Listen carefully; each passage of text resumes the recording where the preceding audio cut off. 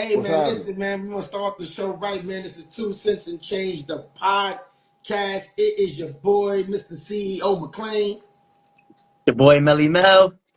And listen, man, we got a very special guest on the live with us. We got NBA champion, 2002 NBA champion, Mr. Instant Replay himself. Mr. Samaki Walker in the building. Yo, what up? Yes, What up? Appreciate y'all having me, man. What up, what up, what up? yes, Yes, Yeah, sir. thank you yes, for joining us, man. Man, sure, yes. sure thing. Anytime, brother. So listen, we know you do a ton of interviews.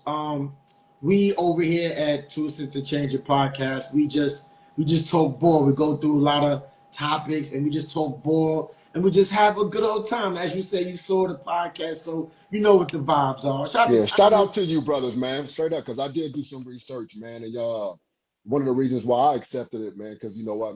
I appreciate that organic, real talk. As you know, we in some crazy times where everybody got the platforms and everybody doing their own thing. But the way y'all going about it and choosing real topics, man, it seemed like y'all doing y'all research and y'all real thorough with what y'all doing. So it's an honor and pleasure to be a part of it. Thank you, Yeah, man. thank We you, thank you, appreciate thank you, that. We Yes, sir. appreciate thank you. that. All right, so let's get right into it, man. Let's get Tremel, it. Melly Good. Mel, what's the first All topic, right. baby?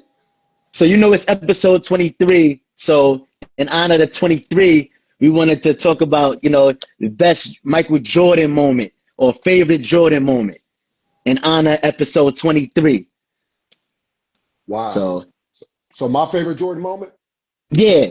Okay. Well, shit, man, there's so many of them. But if I'm gonna go with my favorite, the one that's I would say has sentimental value is the last one where he had to get B Russ.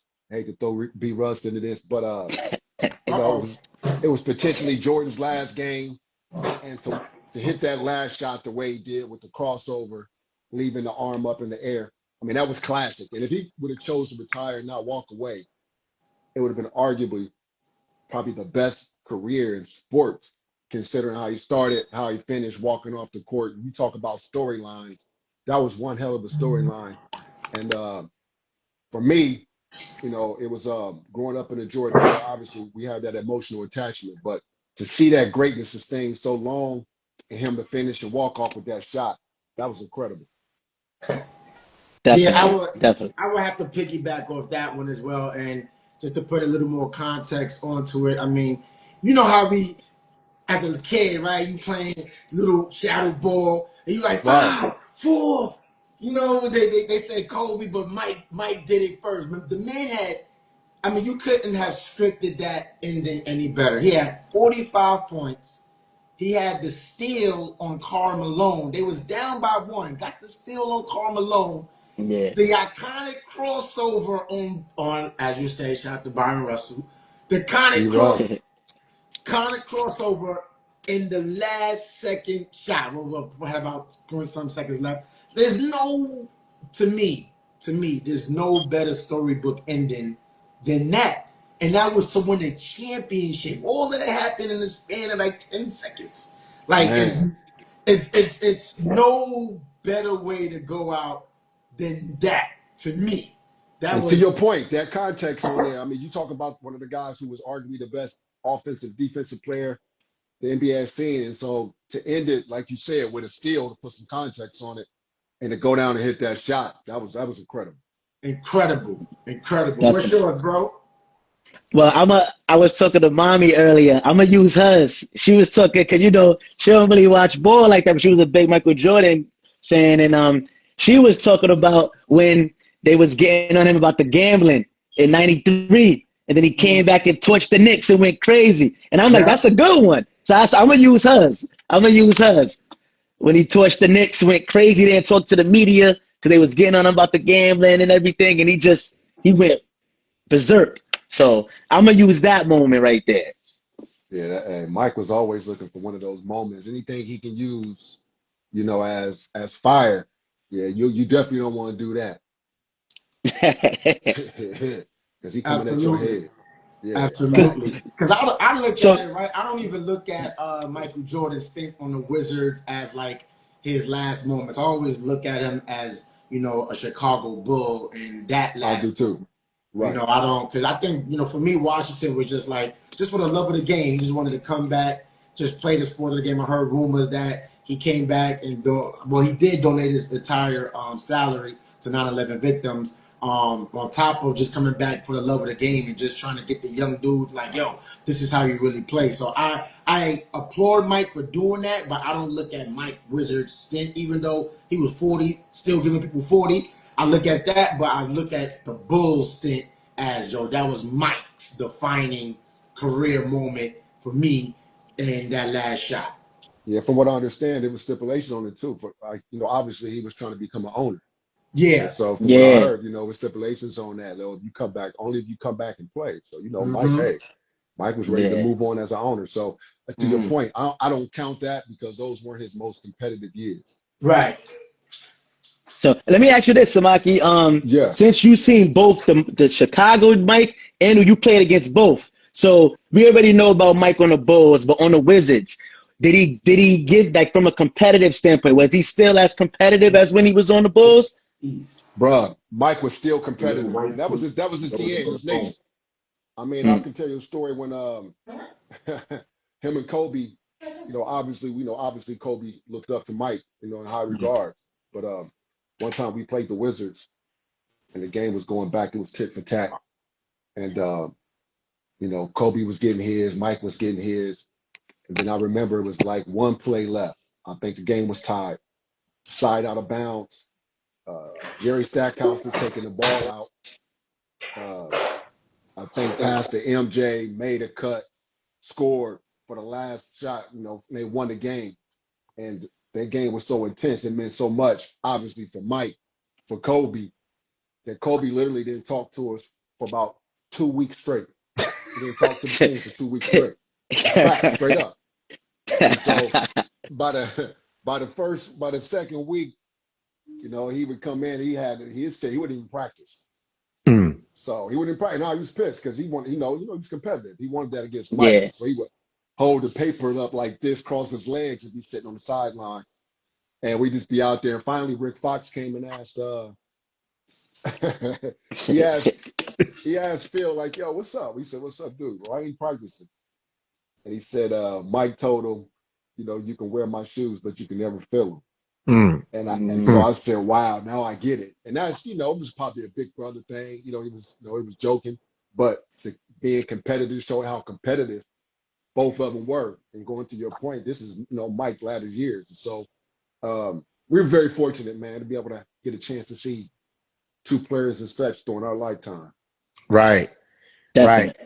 And I look at it, right, when you look at Mike and Kobe and you see where they cross paths at, right? Because Mike at that time obviously was still winning championships, and Kobe was like at that peak. The Fro Kobe, we call him the Froby, was coming into his own, was starting like, yo, I'm that guy, being a starter for the All-Star game, going against prime Mike in championship mode. So the world gotta appreciate that moment, because I don't think we'll never get that kind of iconic moment from two superior players that played at the same position. You got 1A and some people argue 1B with Kobe. So to see them play at that particular height, like, we ain't gonna never get that again, ever. So I appreciate that moment in time with Mike and Kobe, man. And two guys, like you said, that wanted to tear each other's hearts. So like these guys aren't built that way now. And it ain't all the players' fault. Things have just changed. The Right. mentality, the approach to basketball now, is totally different. So to your Mm-hmm. point, unless there's some type of anomaly, and Mm-hmm. Edwards is probably the closest thing to it. Mm-hmm. And so unless we get a couple guys with that type of mind frame, to your point, we won't see that level of competition or camaraderie again. Right. And just to Definitely. just to keep it on with Kobe, like, y'all both came in a draft class together, 96 draft class. Right. People arguably say that was the greatest draft class of all time, right? How was that process? I mean, you being a number ninth pick in that draft, and being a number ninth pick, that's not a slouch, right? And just being in the room. Tell people that don't know that how was that process? What is that process like in being a top 10 draft pick and being drafted with these notable superstars that we didn't know was going to be superstars at the Right. time, but just being in that room and being in the presence of those guys, other guys? And the one thing we got to do, we got to understand that to put context on the draft and how it works, it's not always, the best players, especially during that time. It was what teams needed too. Mm, Sometimes your draft slot is about what teams need at that time. right. Is it a big, is it a guard, or what have not? Now, recently, they started doing, picking the best player with the biggest name because of the way the game has changed, entertainment value. Guys are much younger now. They're coming in as stars already because of what they're doing at a high school level. Technology allows that. But the draft itself was about, not just only, yeah, you had the best player in college, but teams were also drafting for what they needed. And Mm, so to be a part of that, man, especially considered in the lottery, you're one of the best players in the world, in the country, hands down. As simple as that. So you should be honored and not get caught up into that. First of all, if you in the NBA, if you get caught up with 400 something odd players, I mean, you should be proud of the fact that you had an opportunity to grace the courts with some of the best. I mean, you know how many players that play basketball around the world, and particularly in the U.S., that would love to have an opportunity to play at the highest level. right. And I say that to anybody that's played any type of time, any minutes in the NBA. Pat yourself on the back for getting there because it's hard. Think of how many people, think of how you have to play the game the right way. There's politics along the way. There's so many factors to make it. It ain't just basketball. You Mm, know, you got to learn how to play. And so where you are at time, your maturity, where you are at time may play a huge role into your draft stock, your career, overall career and things of that nature. But, it's an amazing experience. I got a chance to shake David Stern's hand, and as a kid, watching the NBA and getting a chance to see uh, David Stern, the commissioner, grow uh, as an icon, as the NBA and the players grew. Obviously, the highlight was the players, but then the commissioner that walking on stage, shaking his hand, that became the thing now as the NBA grew. And that was a sign of all the hard work you put in, man. And so I'm very proud of that moment. I don't take it for granted. Uh, there's a lot of people that are deservingly so, but only a few can make it. absolutely. Yep. And I have a question though about that. Is it true that that was like they was calling it the Allen Iverson draft? Like, was it? Did everybody know he was going number one? Oh, facts. Okay, Oh yeah, he was okay. going number one. Oh yeah, yeah, yeah, yeah, yeah, man. I mean, I remember a story when I first met dude. When I seen dude, you understand, because Bubba Chuck came out of nowhere. We was first you had all the big guys. Was like back then they had this thing called Hoop Scoop magazine. It was rating players. Usually was bigs at the top, and so it wasn't uncommon to see the big guys right at the top, even in the top five. And then you had obviously a kid named Felipe Lopez out of New York who Oh Felipe. yeah, you Yep. remember. yeah, Shout out to Felipe Felipe. Lopez. At that Yep. yeah. The time, And Dominican Pride, Dominican yes, Pride. sir. Yes, sir. So at that time, Felipe, we was all in the same class, but Felipe was ranked up there with the seniors. That's how cold he was in high school. mm, And so he was like, damn, who is this dude? If you hadn't saw him, you just had to go off stories at the time. And so then all of a sudden we seen number one, 5'11", 6 foot point guard. And we're like, man, who is this guy? And so finally I got a chance. I got invited to the tournament in Virginia. And guess who just happened to play? Bubba Chuck and his squad. And so they run a play where they got a tip jump ball. Obviously, they used to run it all the time. They big man tip it, and he played with a shout out to Tony Rutland, who was one of his teammates, also was a killer back then. But they would tip it to him, and they set a back pick, and they lobbed it up, threw it over the 7 footer. Man, he took 2 steps, went up, caught it, dunked it over the dude and everything. I looked mm, back and said, yeah, that's the number one player in the country. mm. Right there. I'm a believer. And so from that point on, man, Chuck didn't look back. He was always number one. Like he was Mm. the cream of the crop. He was just different. I mean, you got guys who are good and great. All of us were good, but he was one of those dudes that was good at everything. I mean, he was the top football player in the state, just won the championship as a high school Hmm. player. then came in and won one in basketball. So when you look at that, dude was special. He wasn't Yeah, just talented. for sure. Rare breed. Yeah, man. Shout out to Chuck, man. Shout out to Chuck. He's out here because I'm out here in Charlotte. My bro out there in Jersey, and shout Yeah. out to our guy, our resident guest, my man Aunt Murrow. He trying to Shout link it out. up so we could get Chuck on there because that's my brother's Yeah. Yeah. favorite player. Like he's Yeah. like, I quick stories at the airport one time, and I saw a guy like just security guard just sitting there. So I'm like, okay, knowing the airport and how these guys, I'm like, he got to be a bodyguard for somebody. Lo and behold, Allen Iverson walks out. It's like 3, 4 o'clock in the morning. I'm like, oh shit! I just instantly thought about my brother. I'm like, yo, I gotta get this for my brother. This is the moment here. So I walked up to the security guard. I'm like, yo, what's up, man? My name's such and such. Yo, my brother is like a diehard fan. I was like, yo, can you just get I get a stub or something just to get an autograph or something? He's like, nah, he ain't doing no autographs. I'm like, shit. So I had a disdain look on my face. So I'm like, damn. So I'm like, I'm gonna miss the opportunity. So he coming, they boarding. Dude got the pass, the boarding pass. Had an AI sign it. I was like, oh shit, yes. Call my brother, yo, bro, I got the autograph for you, bro. I got it. So, yo, Yeah, man. yeah, yeah, yeah, That's yeah. That crazy. was dope. That was dope. Yeah, Yeah. that's crazy that he did that. Yeah, nah, man, he one of a kind, brother. He's Mm-hmm. a rare breed, special. Yeah. Absolutely. Yeah.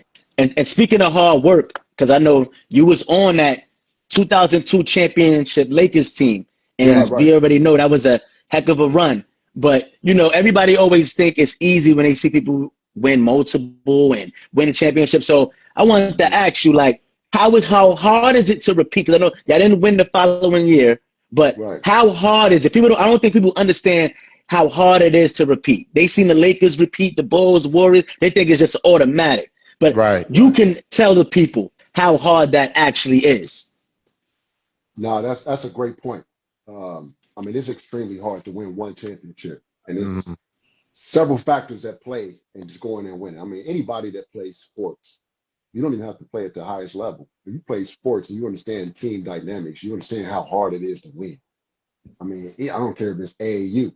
So, um, first of all, it takes a personal sacrifice. You got to go in with a personal sacrifice, meaning your discipline, your dedication, what you're going to do with your body, the things you got to do personally to prepare to be ready for the season. Then you got team connections that matter, building chemistry that starts with off the court, Mm-hmm. team dinners, things of that nature. Then on the court, the first day of training camp. And the coach's job every year is to make an assessment on where that team is that year. Mm-hmm. Damn what you did last year. Don't nobody give a damn what you did last year. There's several little things that move the needle year after year that one of the most important things coaches do is trying to find out where their team is early. Hopefully that's in training camp.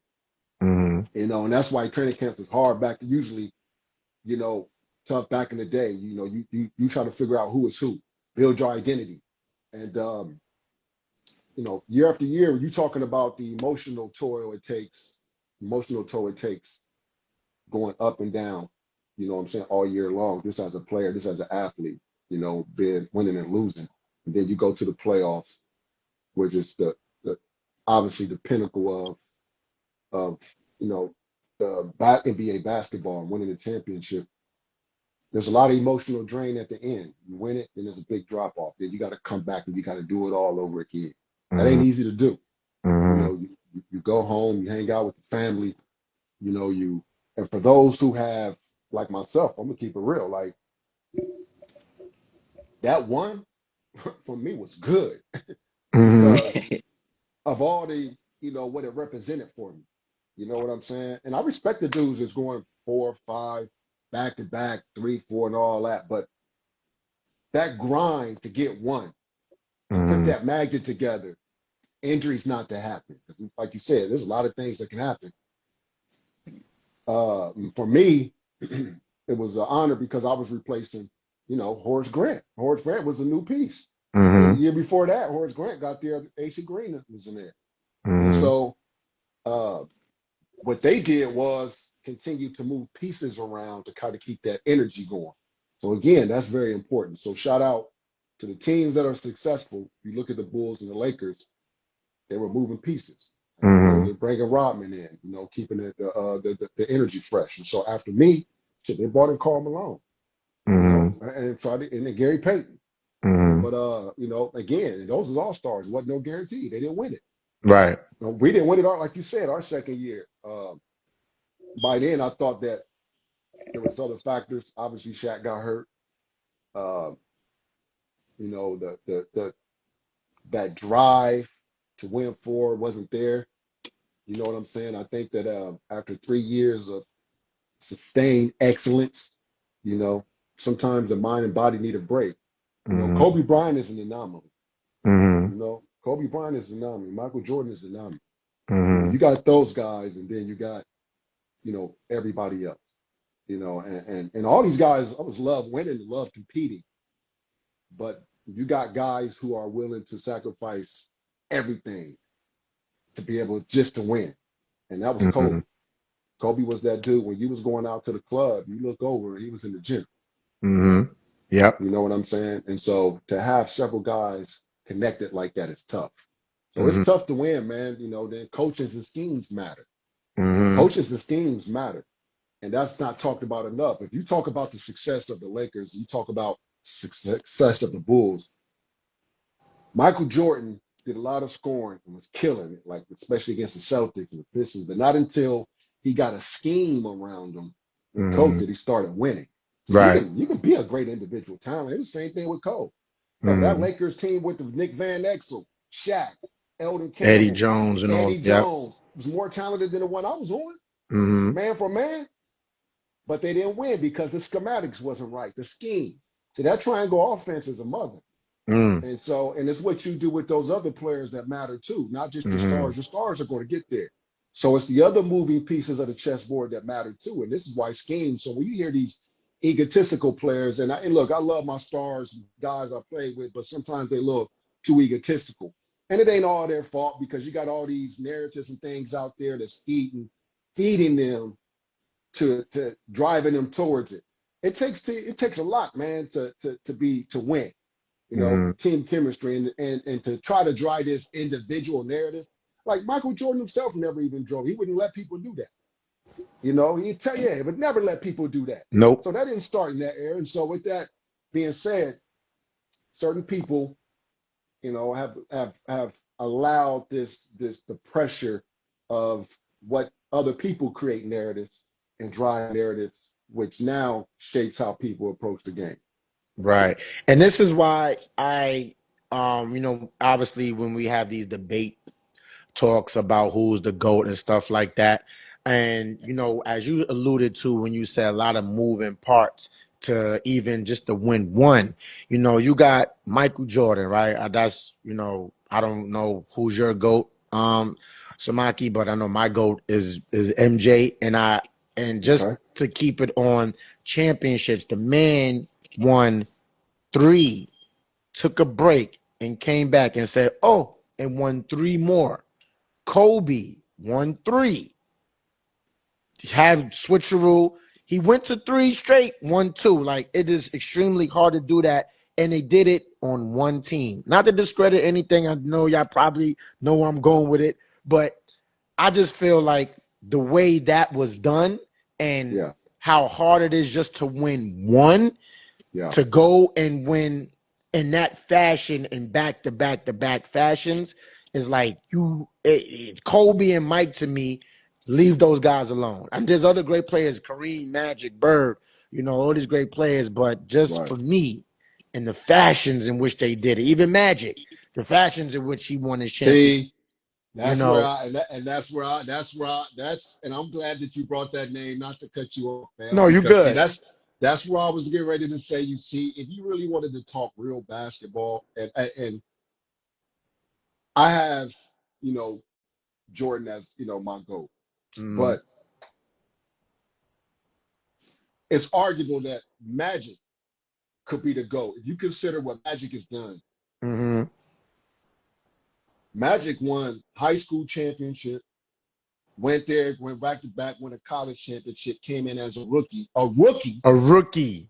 Yeah. came in, played jump forward, space center, guard, forward, and won a championship. Yeah. And then after he took a dive, came back and won, and it's a total of 5.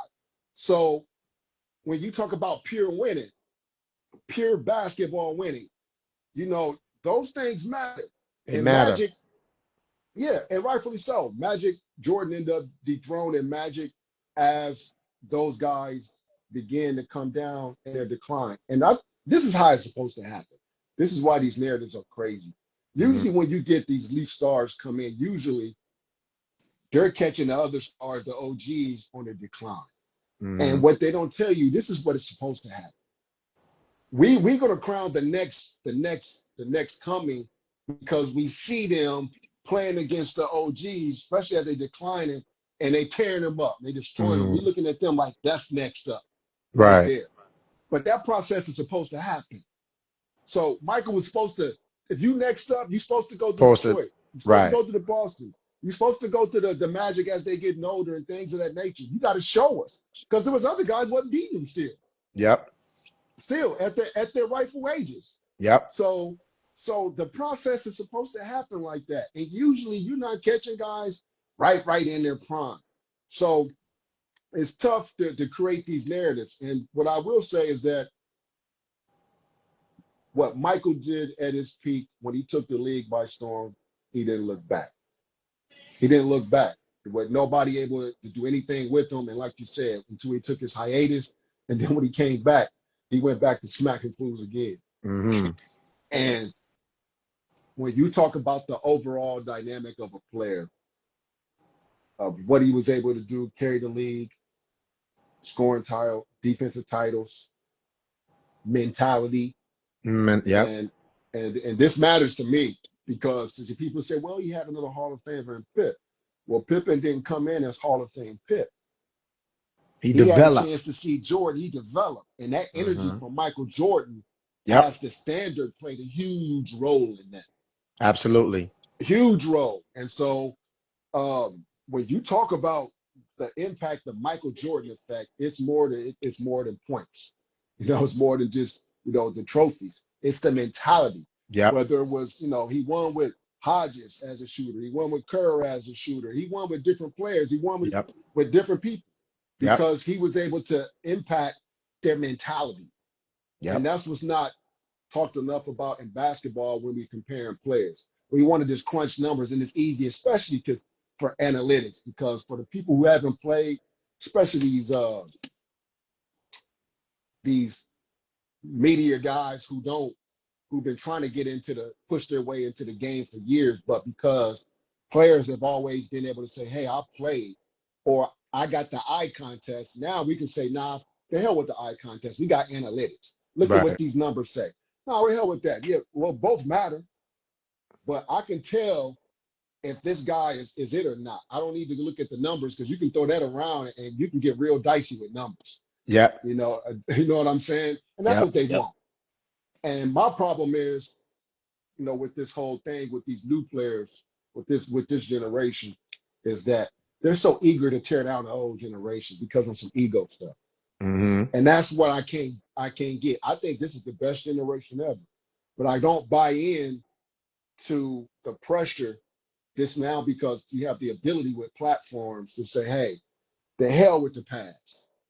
Like, that don't matter. I'm better than Right. them. It don't matter. And so, no, that's appreciated what they done because what they're really trying to do is it'll be a matter of time before all those things be erased to be European players up there too. Because if Mm-hmm. the NBA had it that way, trust me, it'll happen. Yep. So don't be so in a hurry to get rid of the players who help establish this game. Right. That's my thing. Right. And that kind of Absolutely. leads us into our next topic. You know, why do a lot of these former NBA players try to change the narratives when it comes to them? You know, and for instance, like Jeff Teague, you know, shout out to Jeff Teague, but it's like sometimes his takes be cringeworthy a lot. Right. And I'm like, why would you say that? You know, or why would you say that now in that context and the way you said it? And like you said, Yeah. there are a Yep. lot of people, especially with notoriety, that start these podcasts and they already have a huge following Right, attached to them, and they go and right, spew this rhetoric over the mic. And because they got this huge following, they're following like, oh yeah, and they start spilling it out, and it's just a a hailstorm of false narratives and information right. being spit out. So I want I want you to dive into that a little bit because I know you made the comment about Luka and him not disrespecting the game kinda and just not respecting the game like these guys Yeah, that be on these mics. yeah.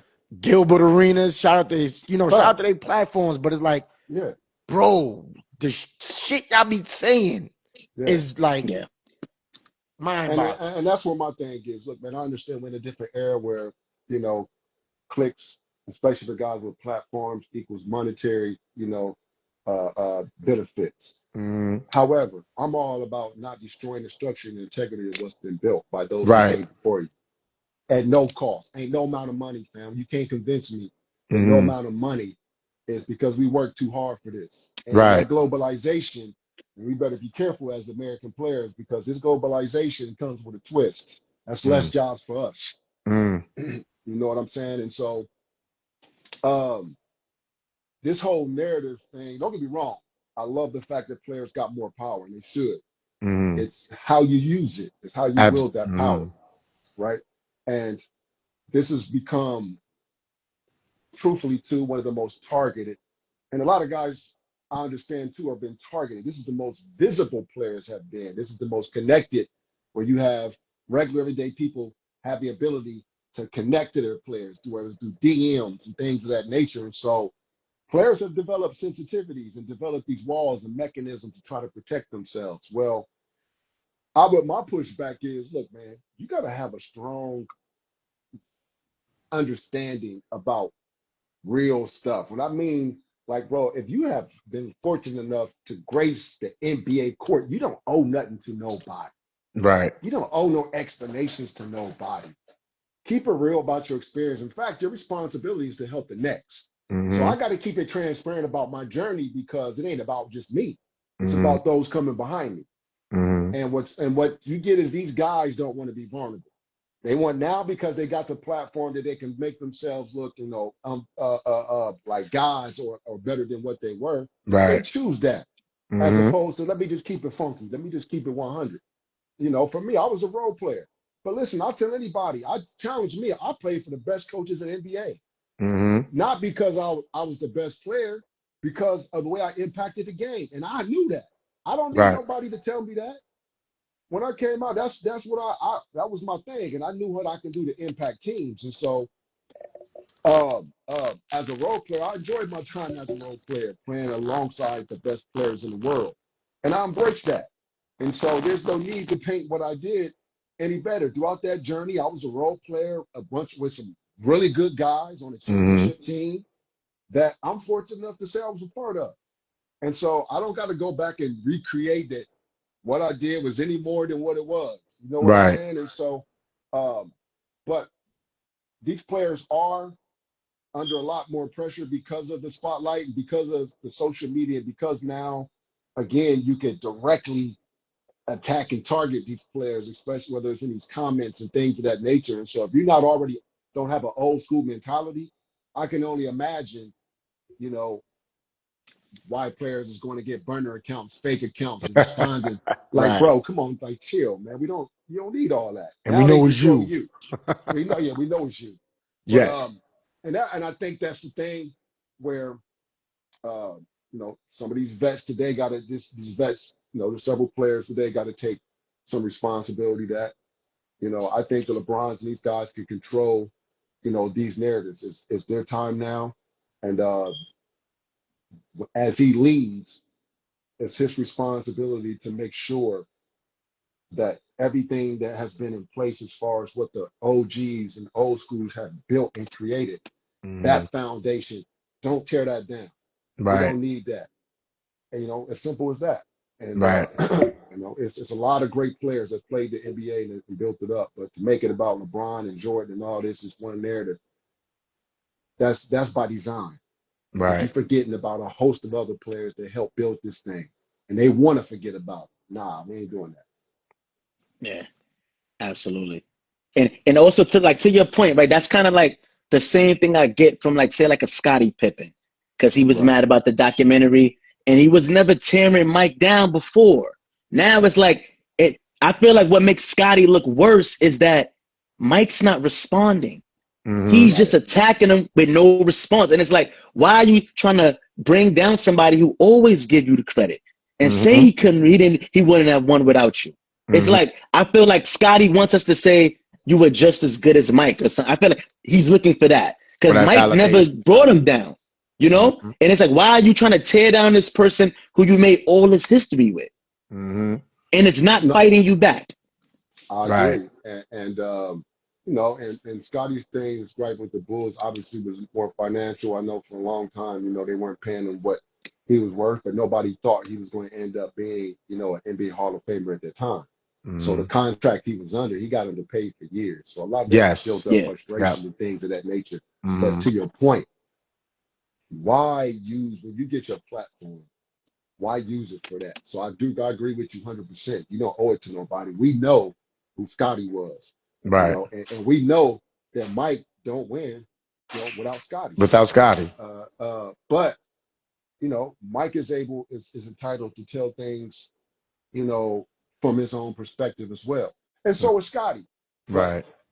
don't I don't think you have to do it to a point to where you go at Mike because it don't look good, considering who Mike is and what he's accomplished in his league.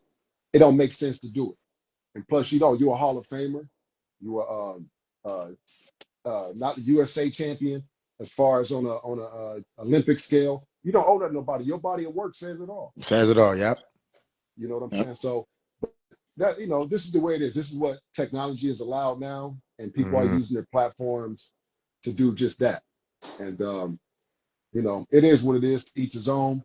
I Mm-hmm. don't condone it as long as you stay off limits to the history of Right. basketball. I'm okay with cats beefing. If you want to talk about our games, you want to go back and forth, you want a little drama. Look, I get what social media about. You know what Mm-hmm. I'm saying? But don't mess with the history and the people who built this thing for what it is because of some ego stuff. You know what I'm saying? Your ego. Right. And then when I do Yep. that, I got a problem. And I'm personally, speak out any type of opportunity I get, with that. Other than that, I love the entertainment, man. I love, but to your point, there's a couple of cats, look, shout out to Gil's Arena and what they doing, but, let's just keep it funky, man. A lot of it is division stuff that's uncalled for that we Right. don't need, amongst us players. And clickbait. That's what it is. Yep. Go ahead, Shout bro. out, Yep. yeah. Yep. And then just speaking about like just with the landscape of the NBA, so you know that the Trailblazers was just sold. And then the Right. Lakers, a lot of these big franchises, Lakers, Boston, they've been sold to these groups and there's been different takes on what these new ownerships like what this could do for the league potentially, Mm-hmm. good Y'all or own it. bad, you Y'all own it, know? boy. Y'all own it, man. Y'all own it. Mm-hmm. So This is, yeah, so go ahead. yep. So it's like, like, and then also on another note, I seen that the sale of the WNBA, the team that they was going to move to Boston, the Sun, is Mm-hmm. having issues now because now some of the owners they're not green lighting the move to Boston now. So Mm-hmm. you see Right. a lot of this stuff. So just looking at the landscape of like what you see with these ownership groups now getting majority ownership. Like, what do you think this could do for the game? Because and to another point too, but before you chime in, I watched Yep. something right Yep. about the Seattle SuperSonics when the new owner who was based out in OKC bought them and said he was gonna try to get a new arena deal and do these to keep the team in Seattle. Mm-hmm. But then it's like all of that is like it fell through, or he didn't go as hard to push for that new arena or whatever the case, and it ended up going to OKC anyway. So Mm-hmm. Right. So I wanted to get your take on, okay, do you see like people saying all these things to be able to get the purchase and then relocating because they want a team in Vegas, for example. So what's your take on this? Well, I think number one, they're gonna get a team in Vegas at some point in time. I don't think they're gonna have to finagle that through. I think the commissioner want it. But to your point, it's good and bad. I mean, there's pros and cons, I should say, to having an ownership group. And this is where one, the potential to continue to grow the NBA now has grown exponentially. I think, especially now globally, since you got other partners that are also part of their own corporations and companies, now can use their influence and things of that nature to continue to grow the game abroad. This is why you see contracts constantly growing. So these things got to happen if you want to see contracts and things to continue to grow, which from a business perspective, that's the ultimate goal. Now, what comes along with that too is that you no longer are beginning to have one guy who's liable for everything, and so what that does, that spreads that power across. And so now what you're going to start seeing, the cons could be what you saw with the Luka trade. You're going to start seeing these owners wield their power, like big time. They want to snatch some of that power back from the players. And the way to do that now is to be able to have a group. So everybody now is taking a hit, not just one guy, not one billionaire owner. And so with that, what they're going to do is like what you saw with this Luka trade. You would have never saw that with Mark Cuban. He came out and said it himself. Yeah, he said it himself. So, Yeah. Said it himself. And so I can guarantee you, it wasn't just the majority owner that made that decision. I bet there were several people who don't like the way Luka moved. In order for them to make that move, you understand that this kid is a mega superstar. Mega A mega superstar. international. International. Bro, there was some chatter going on at the top. More than just one voice. The way he carried himself, Walker out of shape, like it what they decided they had an opportunity to do with this was send a message to everybody right now. And that's what they did. That one move sent that message to everybody. And the NBA too, because here now you got Cooper Flag, number one pick, just end up in Dallas, right? So Bullshit. Yeah, facts. So the NBA was in on that too. Like, you think the NBA wasn't in on that? You think they would have let him go to Utah? If they would have said they wanted to trade him to Utah? Absolutely not. Right. So this was the NBA sending a message to everybody. Look, this is the new NBA. This is what we're about, because the NBA's taken a black eye over the few years. Like, it got soft. Obviously the physicality is out. Yeah, you're trying to run the numbers up. You're trying to sell us on this new basketball that a lot of it just ain't flying. Yeah, we know the game is spread out. Three-pointers matter now. Analytics do say that being able to spread out the floor and the way guys are shooting does change the game. But what you're trying to do is take total fundamentals out, let guys do whatever, and just hopefully that the generation that's coming up is young enough and don't care about any fundamental basketball, that you can just sell this entertainment style, that's run and gun type. But we're in an era now where you got OGs like myself who played, and you got this young generation right here. So there's still enough people who really appreciate real basketball, ain't willing to let that fly. And so the NBA is at a crossroad. Like, this is why they started letting physicality back in the playoffs. Like, the playoffs is great. Yep. Because they let the physicality back in. And that's all we've been saying. Like, bro, let the players compete. Yep. Hey, shout out to Seth Sabalas right quick. He was like, Luka was traded to make the Lakers sell deal done. NBA gave the number one pick in return. Absolutely. Say it always, Mamba. Shout out to Sid. Absolutely. And we, at the end of the day, we know, like, this is a business, right? And as you alluded to, the players were getting a lot of the control over the NBA, and these owners said, oh, wait a minute. Y'all got to understand who pays y'all bills. We do, so let's recycle this back and get this back. I'm looking at the sale of Portland, and obviously they're not a high market team as far as like a New York or LA, anything of that nature. And I think by them bringing Dame back, that gave them a little bit more leverage for the people that bought the Portland say, okay, we got, you know, Portland's son back, so to speak. Let's sell it and let's see what we could do. I don't think that, in my opinion, I think it's about, okay, you got these, like you said, these collective of owners coming in.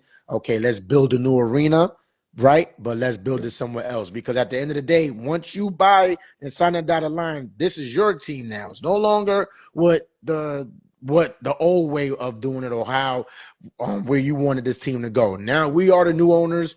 We could take it, like you said, let's take this team to Vegas.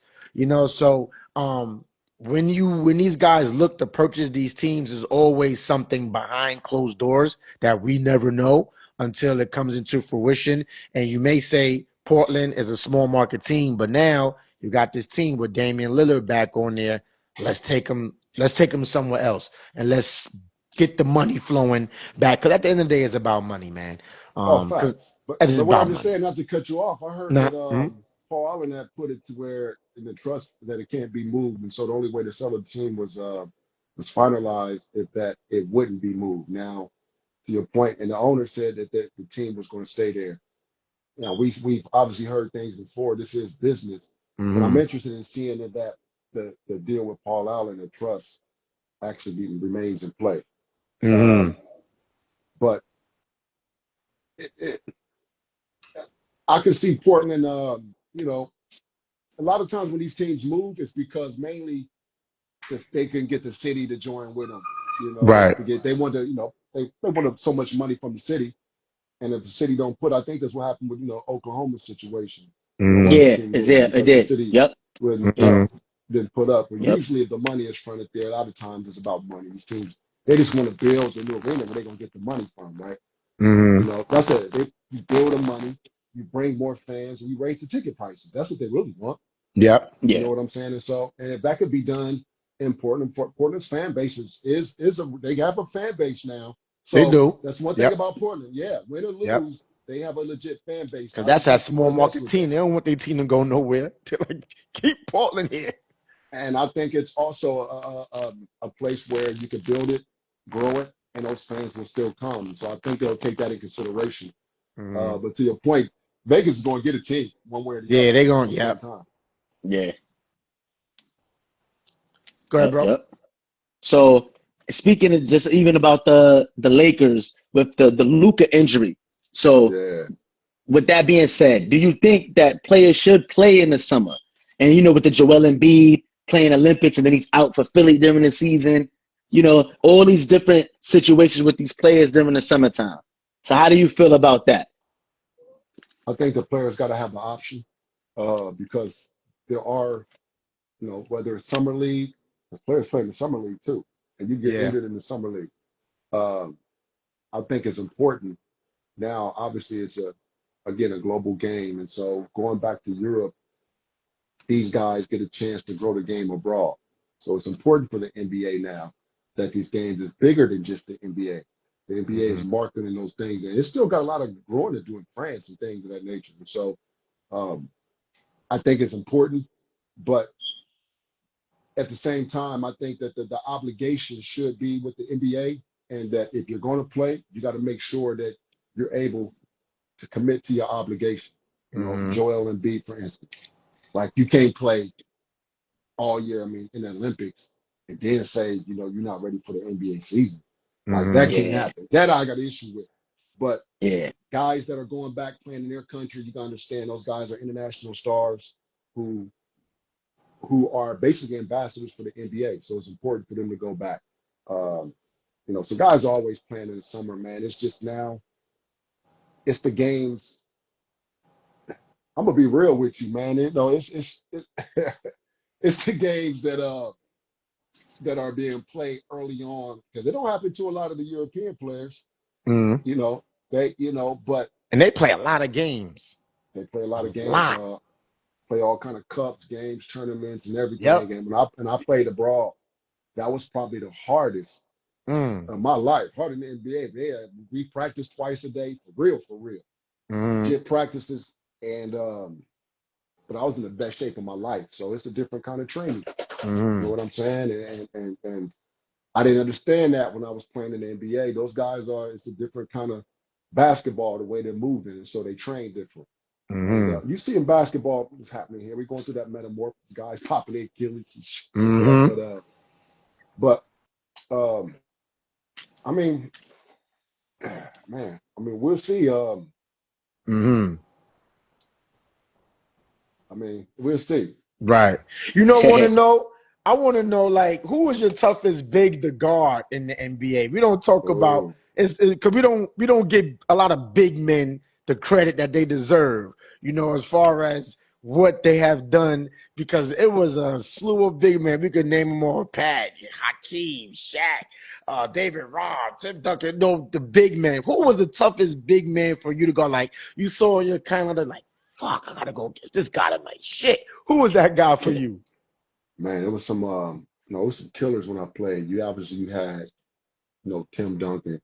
You had C Webb. Zebo was tough too. You Shout out to had Sam oh Zebo. nah, and that's what I was gonna say. Like and when I came in, like Zebo was still young, was just coming up, and but was a young one of those dudes you had to knew that even though he was young, he had that mentality. He had that from day one.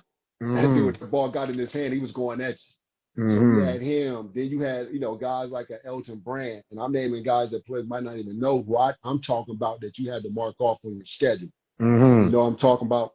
But and obviously you had, like I said, the Tim Duncans and what have not. But the toughest matchup for me, to be honest, was Rasheed Wallace. She, She she she was getting buckets in uptowns. she had touch. He had Yeah. enough strength on the post on the block to where he could command his spot whenever he wanted to. Then he would back down and get low on you. He would wiggle his way down into a spot. Then once Mm-hmm. he'd get there, wasn't there you could do moving him. And then because he didn't have to play bully ball, he could turn around, shoot that thing right over top of you. When he got it going, wasn't nothing you can do. He just, create space, look over that shoulder, turn around, 6'11", 7 feet. Shit. It was a long day, dog. And then he started, putting it all together on you. You just got to be like, hey, you got to take it for what it is. But he made it look easy. And then once he started Mm-hmm. stretching this game out to three, you had to really start like, damn, you had to start planning different. You know what I'm saying? So she was one of those dudes, man, that could have been if he really wanted to, in my opinion. How they look at Tim Duncan as the best power forward. Mm-hmm. I could easily see Sheed being that guy if he ever really, really wanted to be. Mm-hmm. Easily being that Yep. guy, from a pure talent standpoint, was really high IQ basketball. Mm-hmm. He knew how to expand this game, was smart enough to expand this game, see how the NBA was changing, Mm-hmm. and which allowed him to play and still be impactful. Mm-hmm. Uh, that's why I have a lot of respect, for him. Other guys like myself would have followed that move. We would have played a lot longer. Mm-hmm. You know what I'm saying? Because But we yeah, um we had discussed that before a couple of episodes back, and we had brought up in comparison Sheed and KG, right? So we was like, yo, who I'm like, yo, that is a great comparison, because if you look at their games, they was mid-range beasts. They was intense in your face. You ain't gonna shit talk them in no way, stretch of a form. I would shit talk those two guys. But like you alluded to, when you in the NBA, it takes a lot. Like you said, being in the best shape in your life when you was playing overseas. Just being in basketball shape and having to do that not only for 82 games, but in the off season as well. Gotta yeah, have the mentality to be like, yo, I want to be the best. So a lot of guys are in it for the money. A lot of guys are in it for the legacy. And I think when you look at being in the NBA, it's a privilege to be in there. So when you in there, don't take it for granted. You got to facts. go in there and give the game your all. And I say that to go into one of the next topics is you look at LeBron James, right? And 41 years old, still Yep. playing at an all NBA level, who invests millions of dollars into his body.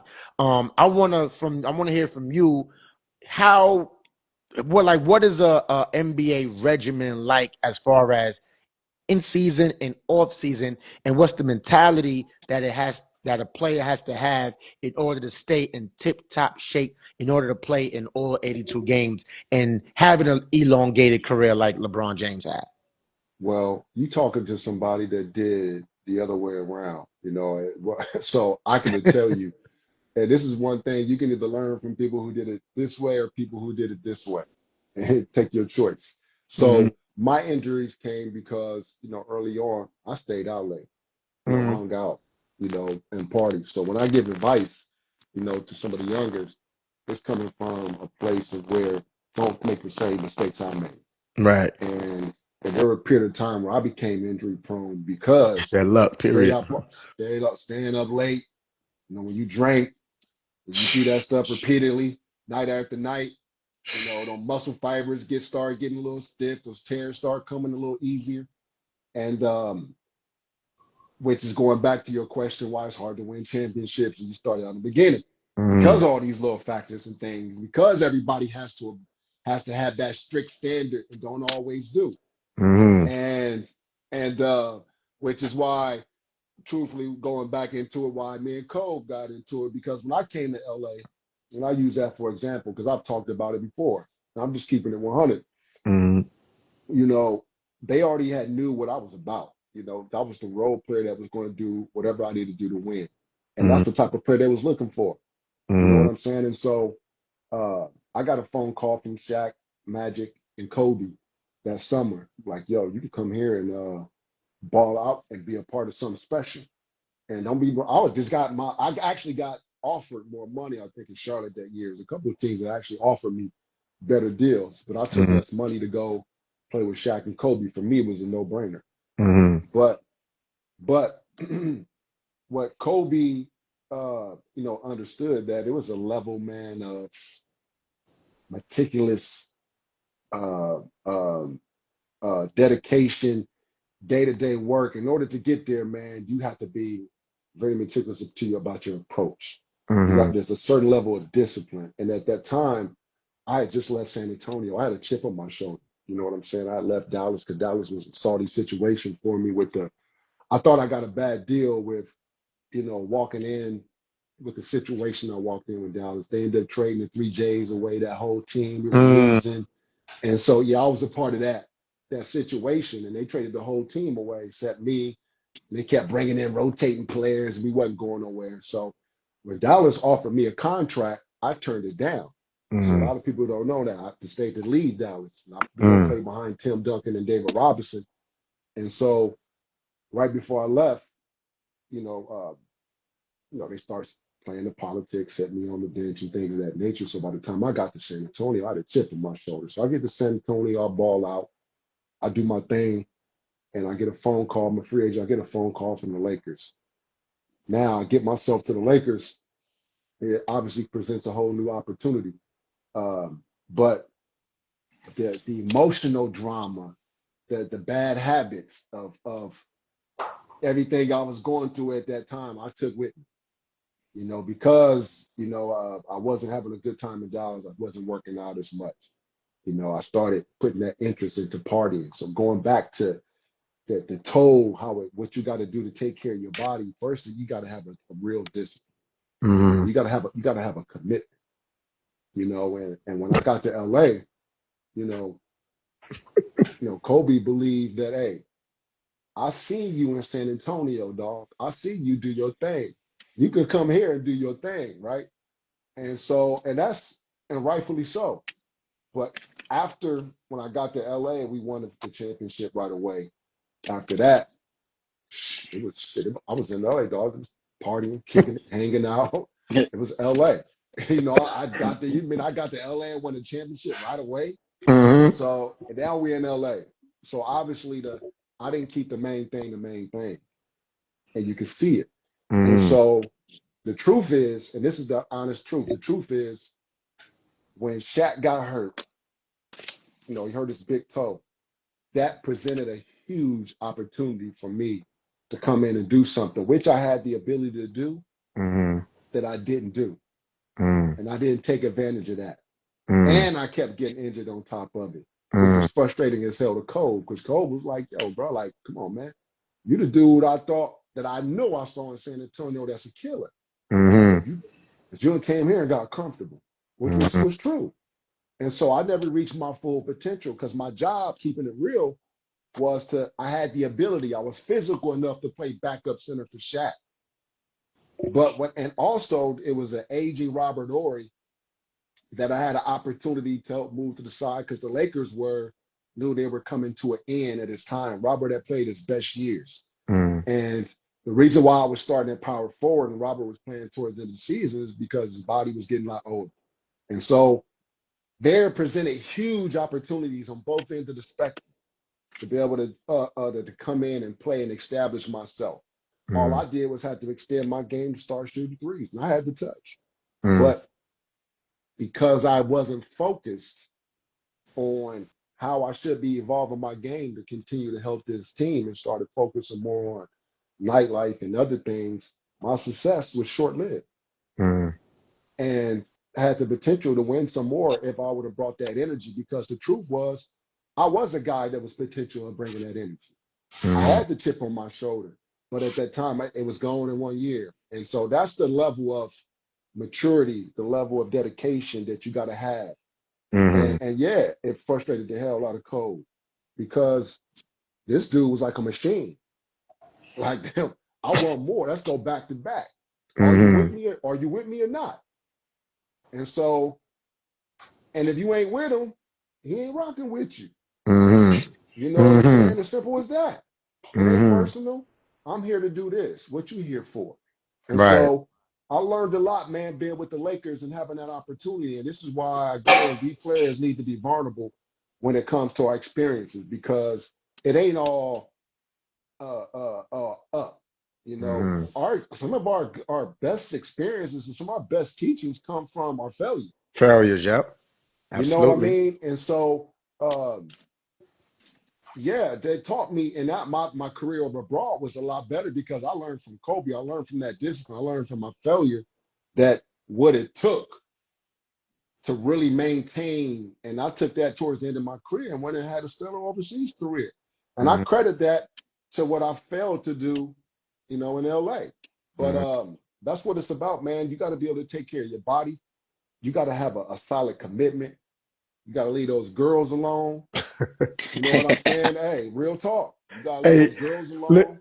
look at Sabala. Sabala said MJ bagged one, smoked cigars, drink, gamble, and play golf, and still gave us 50. Man, hey, facts. That's You had nasty those Rare work. This, breed. you had those rare breeds out there that could do yo, that. Rare breed. but just imagine, right? Just imagine you, like, say you go to the club, imagine you're at the club or whatever, and you see Mike over there just, you like, yeah, he ain't gonna do shit. And he come out and give you 50.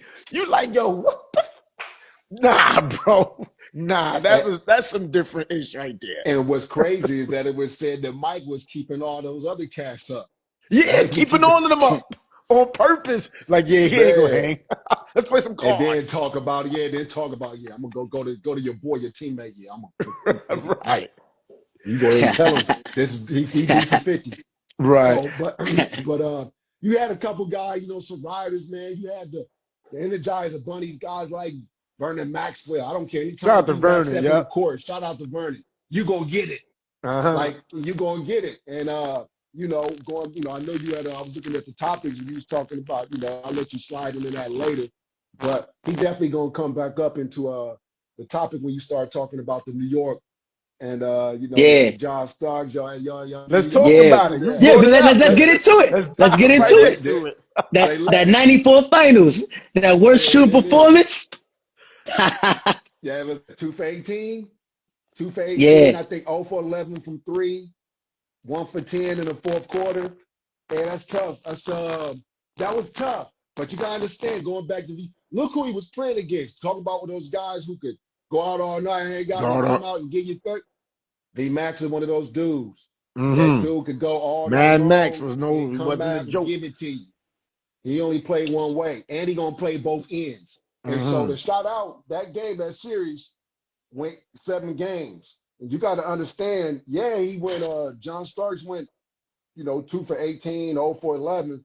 But then ask yourself, what was going on during that series? He had to Mm-hmm. guard Maxwell, and Maxwell was guarding him. Maxwell Mm-hmm. steady getting buckets, and picking up and guarding. So by game 7, it was a wrap. Boy, It the was yeah. Chargers didn't have it. Yeah. They Yeah. didn't Hey, have it. But shout out listen. to Max, man, because he was different, dog.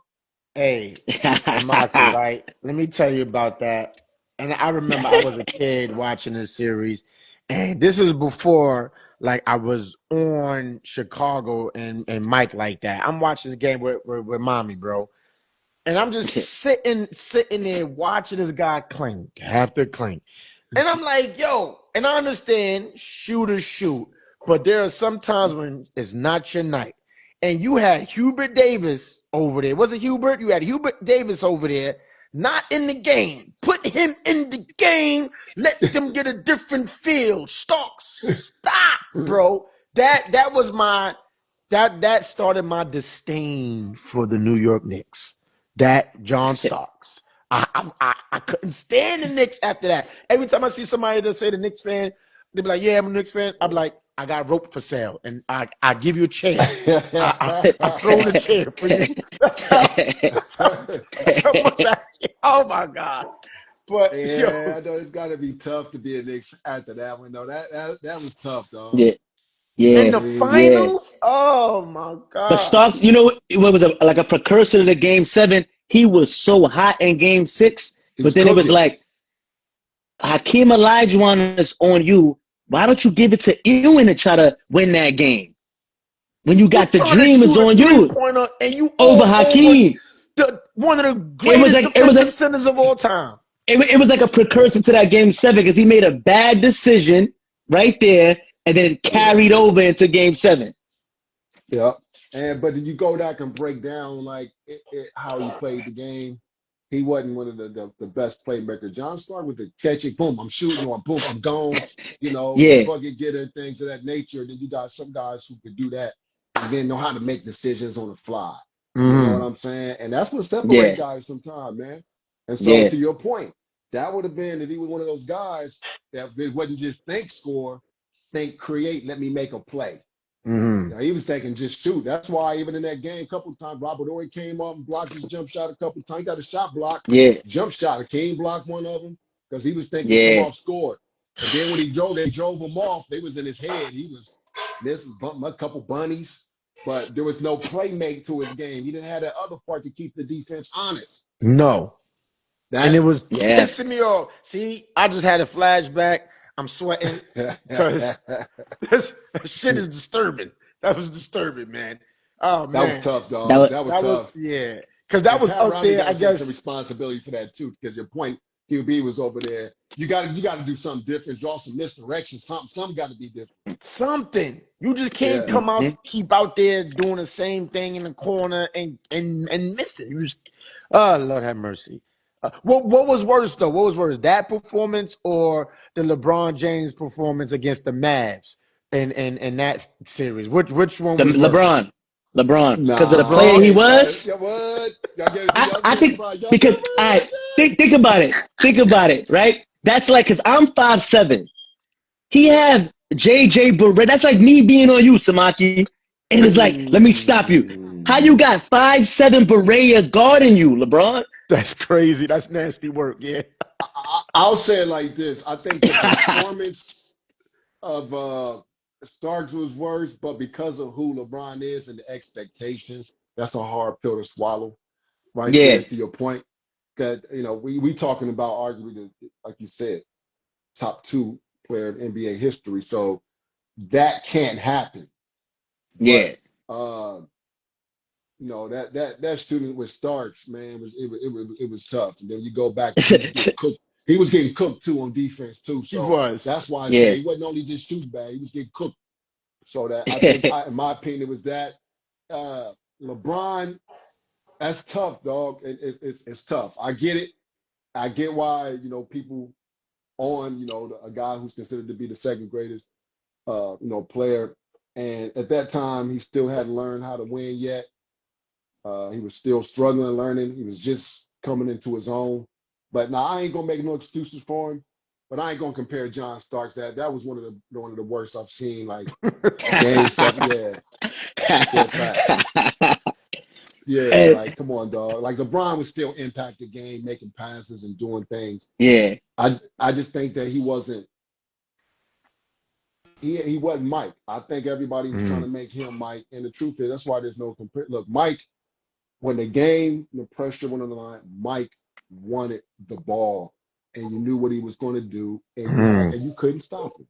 It Couldn't didn't stop. matter. It wouldn't matter if you knew what he was going to do or not. And that's Mm-hmm. why I'm saying that when you start talking about, okay, the things that separate players, you got to throw that in there. That's a mentality thing. You know what I'm going to do. You know what my moves are. You study me. You watch all the film in the world on me. It don't matter. But when Mm-hmm. a guy gets to that level, damn it, shit. I mean, Mm-hmm. come on. What are we comparing? You know what I'm Mm-hmm. saying? And so go ahead. Now you know what I want to know. I want to know because it was on my head. Winning that 2002 championship, with the Yep. Lakers, Shaq and Kobe. How is that compared to winning the championship in 2008 and 11 with Al Jalaa and over there? Right. Like how I know it's no comparison because you got NBA, but how is Right. it? How was it? Is a two-part question. How does it Yep.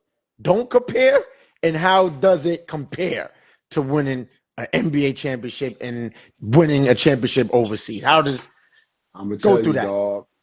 That's a hell of a question, man, and I appreciate you asking that. You tell you did your research, and the crazy part about it, for those who don't know, Al Jalaa is in Syria. Syria is obviously a war-torn country. Is going on a lot of politics and things that are going on there, but um, that country, bro, changed my life. I did a lot of growing up in Syria, man, and shout out to Syria, Mm, And I went mm-hmm, back twice. I won twice there, and had so much fun and appreciated it so much that I went back and won again. And unfortunately I was going back for a third time, but had to leave because of the civil unrest. And that's actually when I retired. The last place I played after that, because it was that's when I figured that thing had came to an end. But to answer your question, brother, it was one of the best experiences I had. mm, And no, it's not the NBA championship. No, you don't. But we're talking about, this was a situation where you have Muslims and Christians, like both mm. sides. And this shit was crazy because they be saying stuff to each other that I Not asked my keen for the teammates, ears. yeah, facts, like crazy stuff. And so that energy, that's when I realized that, dog, you just a hooper. Like, yeah, Mm-hmm, you played in the league and all, but what you really love is the competition, the camaraderie, mm, all that. Because what that provided me, man, it was amazing. Like I said, even though it wasn't this year, it wasn't nationally televised and all that. The energy behind it, the accomplishment, going back to the goal setting, going back to all the things that I said I learned. For me, it was about growth. mm, You know what I'm saying?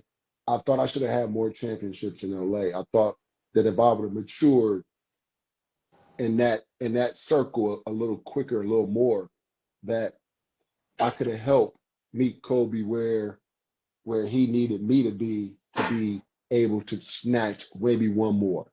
mm. It's hard to go beyond that, but one more, I think so. And that left a bad taste in my mouth. So for going abroad, for me, was a huge opportunity to rebuild myself, to say, okay, to do things the right way. And it ain't about the NBA no more. This is about personal growth.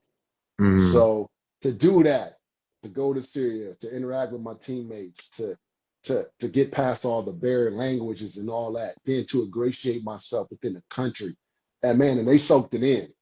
And they welcomed me in open arms. And I'm talking about everything that you got here, you can find there. on there. You want everything you want, you can find there as long as you know the right people. And so I had a blast. And they gave me like the key. Like Mm-hmm. I'm walking late at night, you know what I'm saying? Like walking the street like I'm walking in the hood. And people they like, yo, where you from? Sally, Sally? Where you from? Africa? They tell me you're from Africa. I'm like, nah, America. America? What? Like, what you doing here? I was like, man, I'm kicking it, man. So, and Kicking it and winning chips. I'll tell you a story, man. And this is what did it for me. So, going back to the personal growth, there was one day that my apartment was right up the street from our practice facility, and so I would just basically walk to practice every morning. On the corner was a barber shop, and these brothers are obviously Muslim brothers, right? And I just got bored one day, man. I said, you know what? I know these motherfuckers can cut my hair. I'm going to the shop just to see because I want to be in a culture. I want to say I did it. I seen it. So I went to the barber shop and just watched the dude, and he cutting the dude's hair with like razors, like ain't no clippers and all that stuff. It was razors and everything. And I sit, and then the guy asked me, if I want to get a cut, and I'm like, uh, like, man, you can cut my hair. And he said,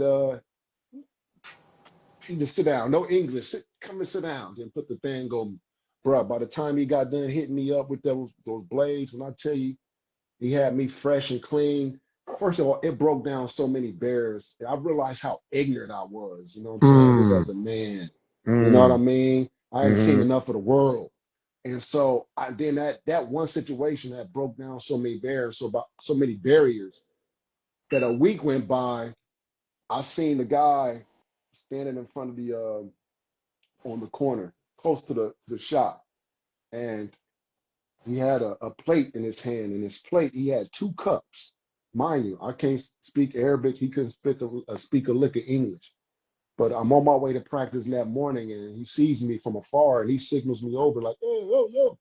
He comes over, and mind you, I'm walking up, and I see he's holding his tray with two teacups, man. And when I get there, he looks at me in the eyes and said, he points at the teacups and was like, basically in gratitude, take one.